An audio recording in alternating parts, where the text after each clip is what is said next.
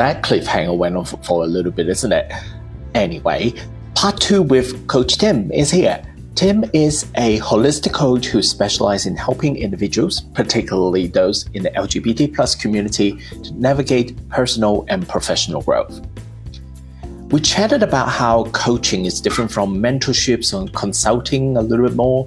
And before we go in, just a reminder that of the 6 interconnected life areas: career, relationships, finance, health, lifestyle, and personal development. Now, since our previous episode with Tim earlier this year, why don't you take a moment and have a think how you went with these areas in the past few months and where you might want to go next. And that's Tim's special sauce: peel back layers of uncertainty, clarify and build towards meaningful change. The younger generation, that we're getting to a point that they're more embracing that different sexuality or identity, that diversity in there.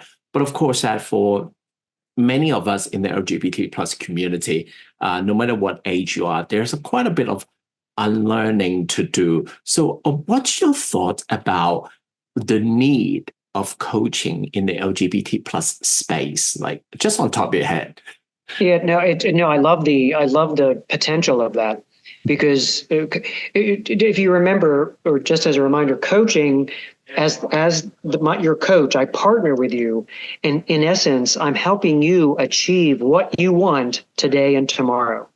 So without fail, my first question in that little mini session I alluded to, and let's assume they get past that, and the very first session is, what do you want? And without fail, Arthur, 9 times out of 10, there's crickets, because people aren't used to feeling comfortable to share some vulnerable thing or really what they really want. And there's crickets. And then 9 times out of 10, the person will start saying something like, because the silence will feel uncomfortable. Well, I don't want to be the person that does this, and I don't want to be the parent or and I just always politely interrupt. Okay, you're very clear of what you don't want. And I'll just repeat, what do you want? And then silence. So I think especially LGBTQ plus people, knowing that there's that safe, confidential, non-judgmental partner environment to answer that question for you. What do you want? Now, to be fair, some of the first answers will always be, well, to be happier, to make more money. I'm like, okay, and that always happens. But the coach, I'll always follow up. Okay, you say you want to be happy. What does that mean to you now? And then they'll answer something a little less vague. And then I'll say, okay, tell me an example where you felt that. Okay, what was it about that example that had you feeling that? So notice that it's intentionally peeling back every layer until we get to the meat, until we get to the core of, and then when they hear themselves say it out loud, I'm getting chills because it's so powerful. When they hear it out loud and they let it land, and then it's like, oh, because I can see their body language just change. You are, based on what you described, you're taking them to a journey to discover themselves, right, in a way to help them keep looking into the space that like the topic was like, tell me what you want. And then that's the discovery that you're helping them to do. And that's interesting because that's not that's why someone professionally coaching would do. That's something that you don't want your friends to do to you because sorry, is that? Or your manager or your boss or your, all those other disciplines, like a consultant, like a advisor, a mentor or a sponsor at work or, no. Since it's 100% about you, it's all about you identifying, clarifying, and then committing to all of these SMART goals. And there's 6 core life areas: career, relationship, families and relationships, finances, health, lifestyle, and personal. And because they're all interconnected, another big difference that a holistic coach like myself helps with is different than, say, like a myopic career coach. Is a career coach primarily is helping you drill into helping you find the next job, which as part of the 6, that's clearly a priority for you. If that is one, we'll focus on that first. Note, though, that unlike a career coach, I'm asking questions like, oh, you say you now want to focus on this new career. What kind of financial compensation do you need to live the lifestyle you want and maintain the relationship you said earlier, because the goals you said with your partner is X, Y, and Z? What lifestyle do you want to maintain while you're making that salary? Where do you want to live? Like what kind of, it's because they're so interconnected. Yeah, it's, wow, that actually, that would be a good example, case study that you could use. For me, I was very grateful for the pandemic. Don't at me, let me complete that sentence. It's the pandemic was a really good time for me to reset myself, reset my mindset quite a bit. I think at that point in time, that's when I realized that climbing up the work ladder, the just getting like higher position is not quite what I'm looking for. Like where I'm working, I like my job, I like where I am, and the thing is, like, of course, that would anyone ambitious would want to go into like the big boss's office, of course. But then the other side of it is, well, I also want to do things that are creative, like doing this, like doing a podcast. I like and the decision of living small. I don't live in a big house. I just live in a 1-bedroom apartment, but I'm quite enjoy it because I can also having balance with my social life and talk to people that I like. Your personal and lifestyle fit your finances, and your health is good, and Oh no, I drink a lot, so. Oh, then your health is great. Oh yes, it kills all the germs. Alcohol. Yeah. But it is a food group. It's so interesting because if you're only looking at one thing, like for example, there are people that even like, for example, my parents' generation, that it's so important for them to look at the career and 24 hours a day, 7 days. That was our priority. Yes. That's amazing that how they achieve all of that. But then I was like, when I was looking at that myself, because lockdown, plenty of time to think. Many people, even in my circle and even acquaintances, used the downtime to reassess. Isn't that interesting? Isn't it? It's because, do you know why? Mainly is they finally were forced to do it. They didn't have a choice. Because in all of the years prior, they could have done that any other time. And they just never took the time for it. This forced them to finally just sit and be with their thoughts. Oh gosh! Wow. And the analogy I like to use is, it's not like we're taught this in school or uni growing up about, how to your healthy mindset and coaching and all that. But you know how at the end of every calendar year, everyone always sets those New Year's resolution for Jan 1. But by when are they stopped or broken, by mid-Feb or something? It takes 21 days to change a thought, 31 days to start even changing a habit or starting a new habit, and 3 months to make that habit a routine. Now, if all of those New Year's resolution gym people were still working out 1st of April, then maybe it would have stuck. That's the other core thing about a coaching engagement is it's a 3-month commitment, because that's how long it takes to regularly create some momentum so that this new thinking, this new behavior, this new direction, this new path sticks. Oh gosh, well, look, I mean, if I'm a gym owner, I love those people. It's a human nature that you fall into or fall back into habit that might not be so good for you, but then it happens. And the coach will keep you committed and accountable so that you move past that traditional and almost habitual way of just saying, oh, I'm done. Because the progress will be so evident in real time, long before you want to quit or long before you give it up, that you'll just find. And then the beautiful part is, it's like letting the bird fly, and then you're on your own, and then you're doing it yourself because you've practiced enough. It's none of all of this is common sense. The real rub is it's not common practice, and that's why the 3-month commitment makes it practice. Wow, that's amazing. Well, after the break, we are going to go into a little bit more into the LGBT plus small business space. So we will go into that a little bit deeper, and so stay with us. Just as a sidebar, the worst question any interviewer can ever ask you is, where do you see yourself in 5 years? The only honest answer is, I don't know. Because they don't even know where they're going to be in 5. The better way to ask it is, what do you see yourself, or where do you see yourself next? I have a little trick. Actually, I shouldn't share. Oh, well, too late. But I have a little trick that is, I would ask them the same question later on when they ask, do you have a question for me? I say, good. Yes.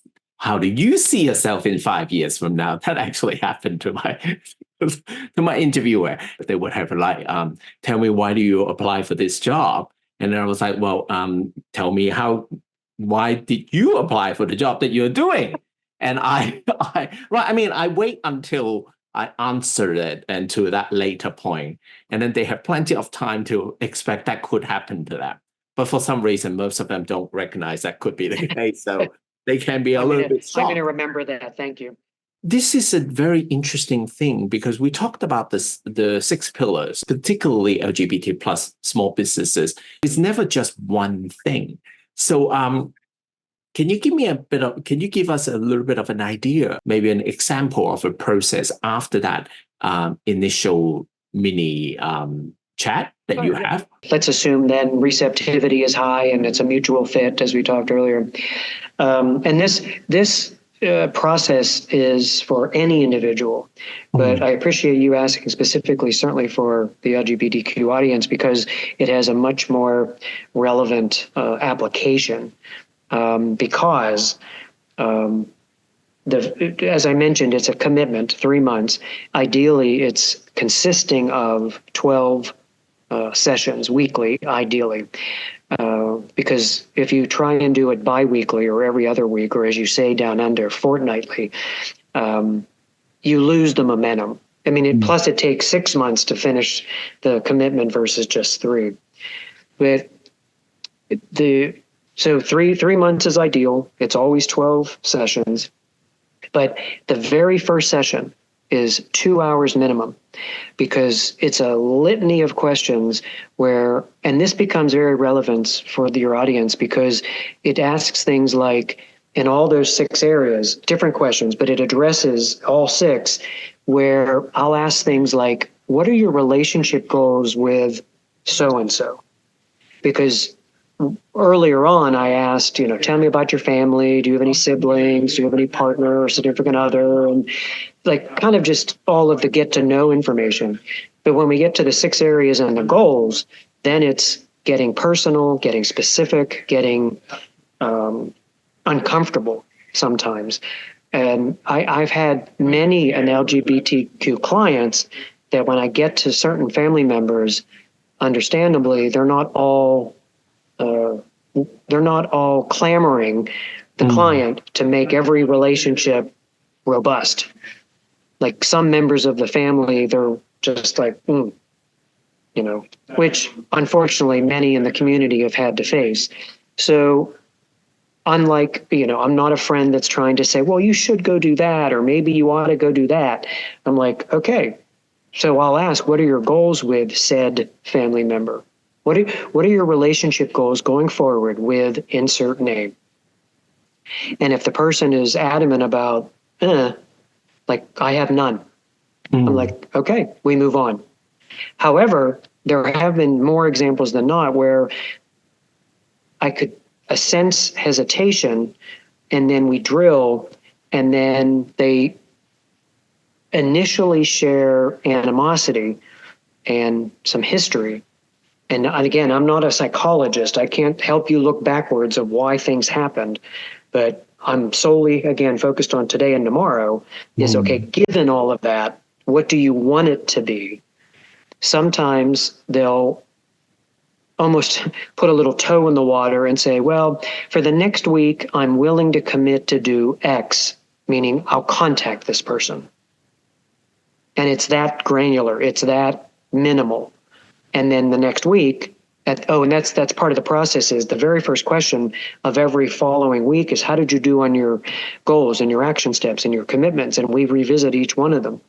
And that's when well, this got in the way, I didn't do it. Okay, what happened? So if you could imagine kind of rinse, repeat cycle of that over weeks and months, many a different kind of roadblocks or many a different boulders start to shift, shrink, and sometimes just move off the path. And then they're willing to try something that they hadn't even thought of from day one. It's almost like you're exploring a cave. And as you keep digging, you might come into the soft part that you can easily go through. But then you might come into a hard part and you need to go around or bring in the different equipment to get there.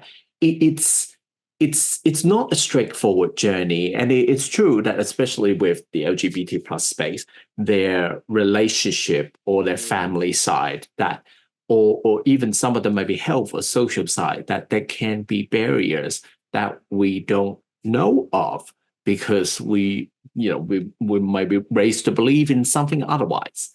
And that's and can I share something which then I give to the person that helps address some of the tapes that each of us play that kind of prevent us from achieving and getting what we want? And all of us have that. No one's immune. The analogy that I started sharing that helped describe this whole engagement is you, the client. So imagine you're the person, you're the conductor of a train, and I'm in the locomotive with you, like maybe shoveling the coal and getting it ready to go. But you are the conductor.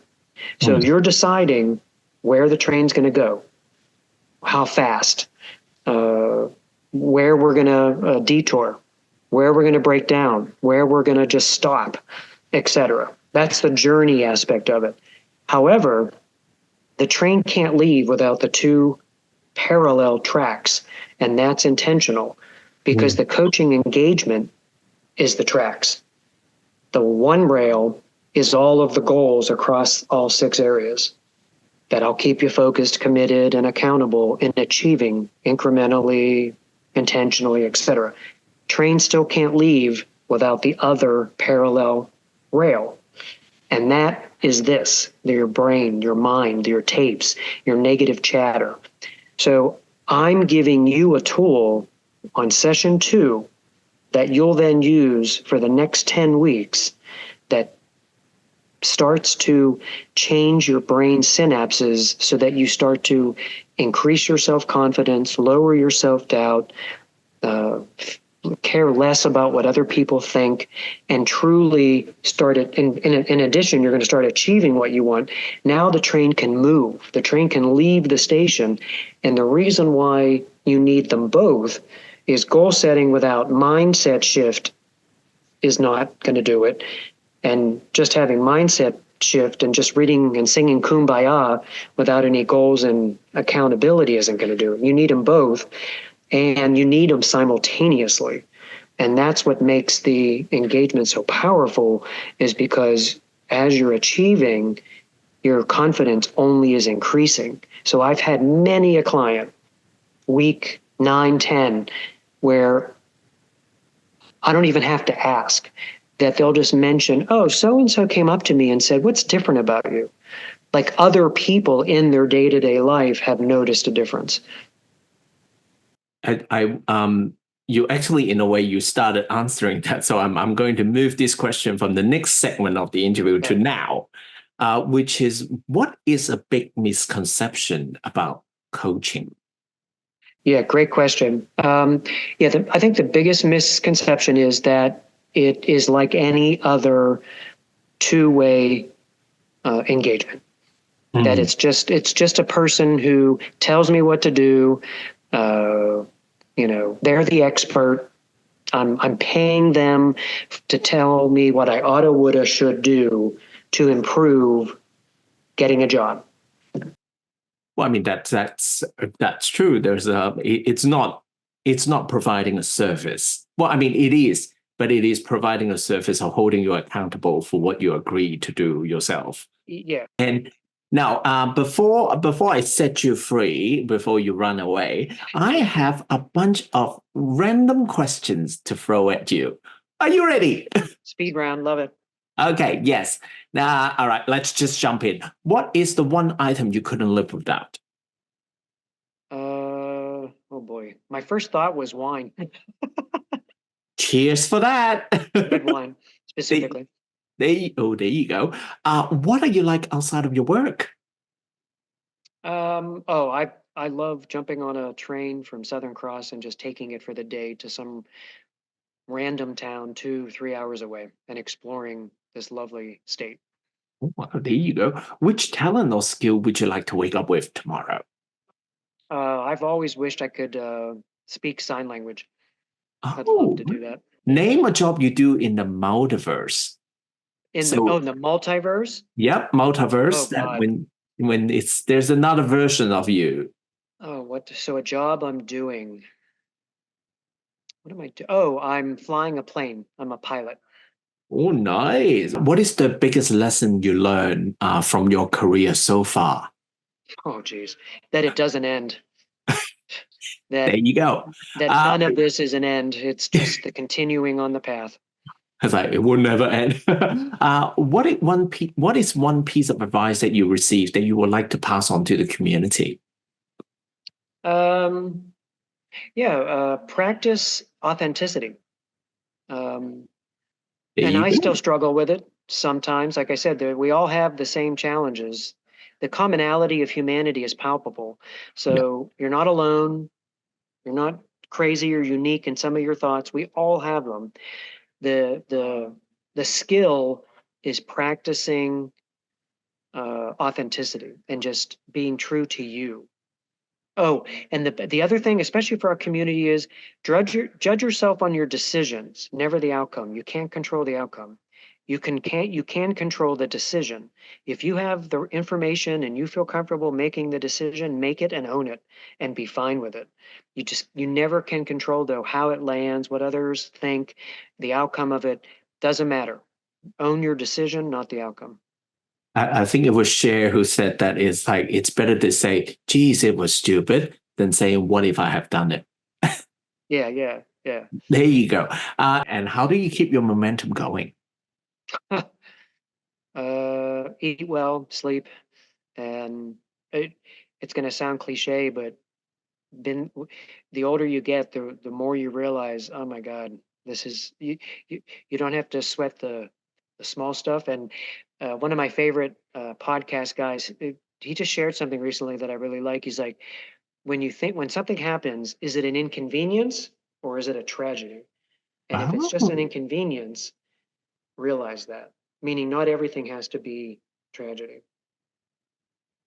Okay, for some strange reason, it reminded me of that the latest Spider-Man movie that at the end the friend forgot about him and things like that. Of course, they're trying to portray it as a tragic, but then I was like, honey, you're 18. You're good looking, you're going to uni, you're gonna make friends, or you can meet them again, you'll be fine. For fuck's sake, try not to be that dramatic. Yeah, like it's like, oh, give me a break. I mean, it's like, And paradoxically, the more things you survive and thrive through, the more you just recognize that's how you get up the next day, because it's like, this is nothing compared to this, and this. This yeah, is it's this true. is so minor compared to what I've already endured, this, and this, and are better for it. So it's perspective. I would say that one of the things I enjoy more now in my 40s compared to my 30s is that I give a lot less fuck. And Yeah. And then you give less a fuck. Yeah. yeah, exactly. But then the funny thing is, once you move all of the shits away, that doesn't really matter that much at the end of the day. Then it's like, oh, things are a lot clearer. And lighter. Yes, yes, and this is the weird thing because like I looked at some of my picture from 10 years ago. I actually look younger now compared to that. So Yeah. that's actually a really good skincare regime for anyone to think about that. And on that mental image, that actually wrapped up all of the questions for today. And thank you so much for Thank you. showing up in this and talk with me in the past 30 minutes, an hour. And thank you so much for sharing your wisdom. I wish you the best. And here's my top 3 learning from this chat. If you are a small business, hiring a coach can be viewed as an investment rather than a support. Many entrepreneurs have to juggle many roles because of the size of the business, and coaching would give them a structured space for goals, accountabilities, and so on. And that's when we can help you making informed decisions. Owner-operators often have to face challenges from all angles while taking constant actions on different fronts. This is when you have a mindset and goal aligned can really help you through. Just like Tim described the train and the track, if you feel that you're off-center, it might be time to get some support or invest in coaching. Many go onto the path in having their own business or projects because the leadership of their previous experiences as employee didn't give them that connections or satisfaction, which is actually a perfect reminder that even when you're doing it solo or leading a small team, practicing that authenticity, especially in leadership, can really help you make that decision and focus on what you're standing by. So even though when the outcomes are not that certain, it's still you. And by doing that, you and the people that you work with can get that connections or career satisfaction that they didn't get from their previous employers. I learned so much talking to Tim for this and the previous episode. I strongly encourage you to take a listen of that episode, and I hope you picked up a few things just like I did. Get Chatty podcast is produced by me, Arthur, the Chatty Curator. Thanks for your company. I hope you enjoy this podcast, learn something new, or pick up something helpful to realize your aspirations. The podcast guests are appearing in kind, so please consider supporting the podcast by supporting them. Small moments like liking or sharing on social media, or even tagging a friend about a post can really help. You can find the detail on the show note or send the episode's dedicated page on chattycurator.com. Until the next episode, thanks for listening and have a great day.